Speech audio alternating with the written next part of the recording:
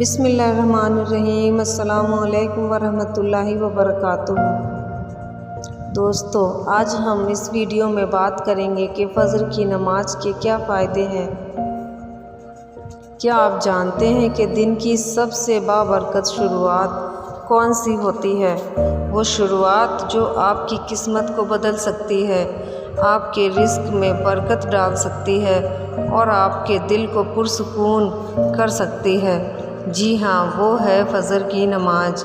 ذرا تصور کریں، رات کی تاریکی ابھی مکمل ختم بھی نہ ہوئی، ہر طرف خاموشی ہے، لوگ گہری نیند میں ہیں، لیکن ایسے ایک بندہ ہے جو اپنے رب کی آواز پر لبیک کہتے ہوئے اپنے بستر سے اٹھتا ہے، وضو کرتا ہے اور اللہ کے حضور کھڑا ہو جاتا ہے۔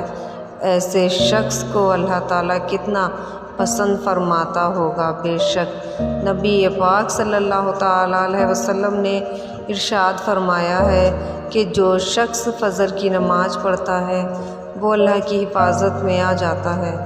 ذرا سوچئے، اگر پوری دنیا آپ کے خلاف ہو لیکن اللہ آپ کی حفاظت فرما رہا ہو تو آپ کا ایک نقصان، کیا آپ کا کوئی بھی نقصان ہو سکتا ہے؟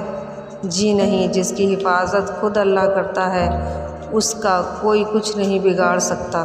فجر کی نماز کا سب سے بڑا فائدہ یہ ہے کہ یہ انسان کے دل کو زندہ کر دیتی ہے۔ جب انسان صبح سویرے اللہ کو یاد کرتا ہے تو اس کا پورا دن برکت اور سکون کے ساتھ گزرتا ہے۔ جو لوگ فجر کے وقت اٹھتے ہیں وہ اکثر زیادہ کامیاب اور مطمئن اور خوش نظر آتے ہیں۔ فجر کی نماز رزق میں بھی برکت کا ذریعہ بن جاتی ہے۔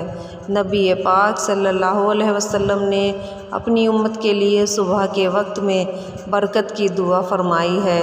اس لیے بہت سے لوگ جو فجر کی نماز کے بعد اپنے کام شروع کرتے ہیں، اللہ ان کے وقت اور محنت میں برکت عطا فرما دیتا ہے۔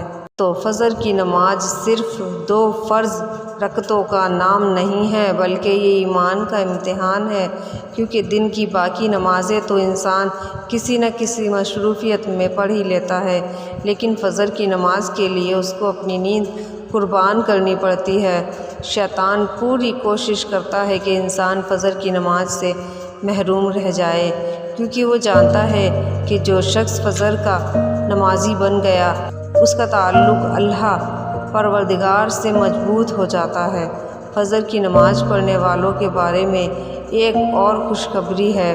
قیامت کے دن جب ہر طرف اندھیرا اور پریشانی ہوگی تو مسجدوں کی طرف اندھیرے میں چلنے والوں کو مکمل نور عطا کیا جائے گا۔ بے شک سبحان اللہ، کیا یہ بہت بڑی کامیابی نہیں ہے؟ اگر آج تک فجر کی نماز میں سستی ہوتی رہی ہے تو آج ہی نیت کریں کہ کل سے نہیں بلکہ آج سے اپنی زندگی بدلیں گے۔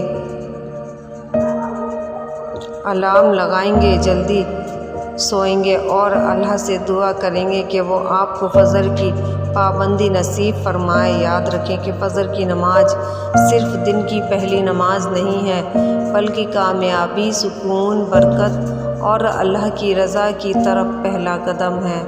اللہ تعالیٰ ہمیں 5 وقت کی نمازیں، خصوصاً فجر کی نماز کی پابندی کرنے کی توفیق عطا فرمائے۔ آمین یا رب العالمین۔